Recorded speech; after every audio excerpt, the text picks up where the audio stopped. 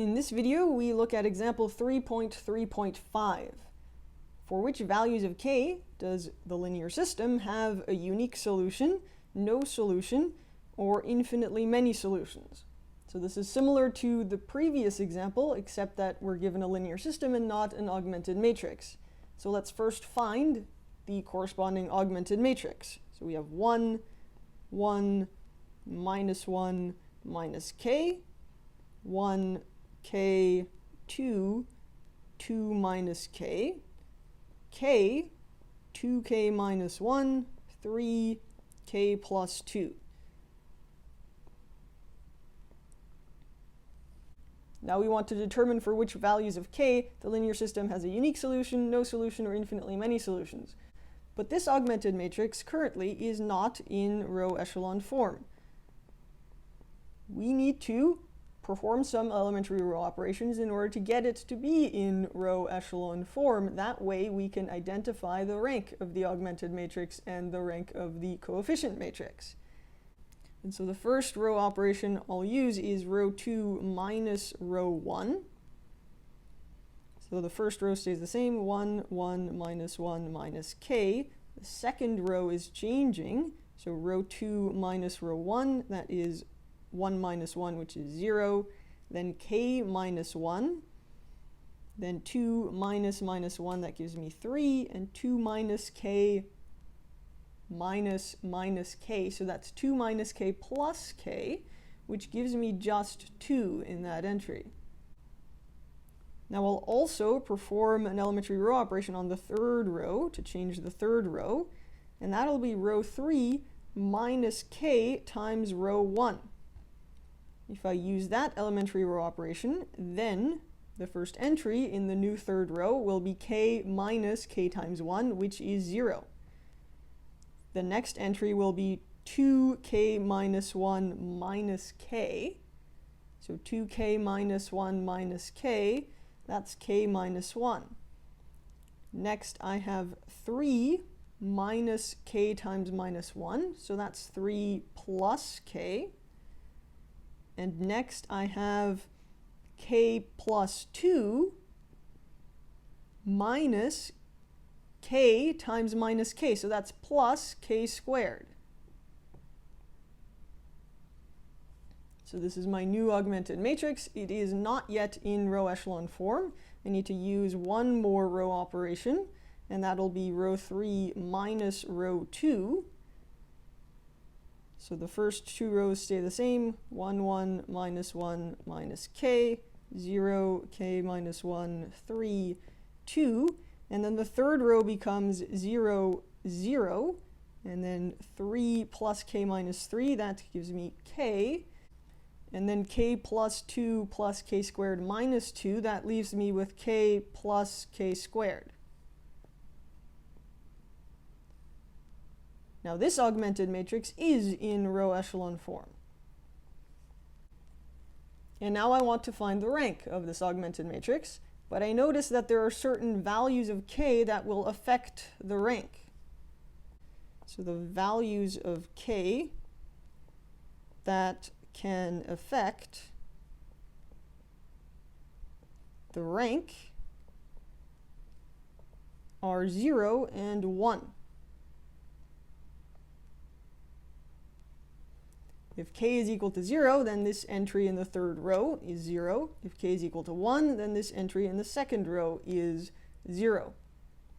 And those two entries being 0 affect the rank. So let's start with k equals 0. If k is equal to 0, what is the new augmented matrix?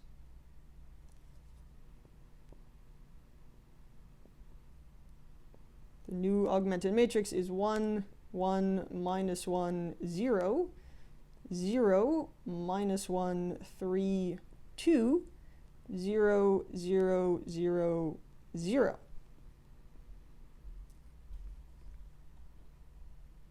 That's the new augmented matrix. So what is the rank of this new augmented matrix?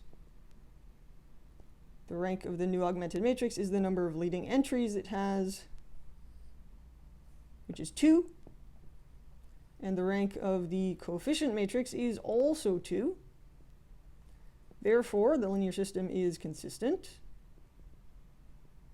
And we need to compare the number of variables with the rank of the augmented matrix. So the number of variables here is 3, which is not equal to the rank of the augmented matrix,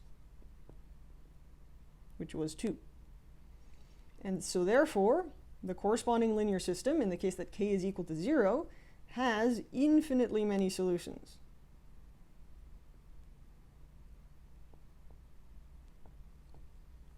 Now, what if k is equal to 1? In that case, what does the augmented matrix look like? If k is equal to 1, the first row is 1, 1, minus 1, minus 1, 0, 0, 3, 2, 0, 0, 1, 2. Now, what is the rank of this augmented matrix? I don't know yet, because this new augmented matrix is not in row echelon form. I need to use an elementary row operation to find an augmented matrix in row echelon form. And so I can use the elementary row operation row 3 minus 1/3 row 2. The first row stays the same, 1, 1, minus 1, minus 1. The second row stays the same, 0, 0, 3, 2. And the third row gives me 0, 0, 0. And then 2 minus 1/3 times 2. That is 4/3. Now this augmented matrix is in row echelon form. And so what is the rank of the augmented matrix? Well, what is the number of leading entries? 1, 2, 3. And the rank of the corresponding coefficient matrix is actually 2 in this case, since one of the leading entries of the augmented matrix is in the column of constant terms. Since the rank of the augmented matrix and the rank of the coefficient matrix are not equal, the corresponding linear system has no solution in the case that k is equal to 1. Now, what about all of the other cases? What if k is not equal to 0 or 1? What does the augmented matrix look like then? Well, in the first row, we have 1, 1, minus 1, minus k. So we have 1, 1, minus 1, and then minus k is some non-zero real number.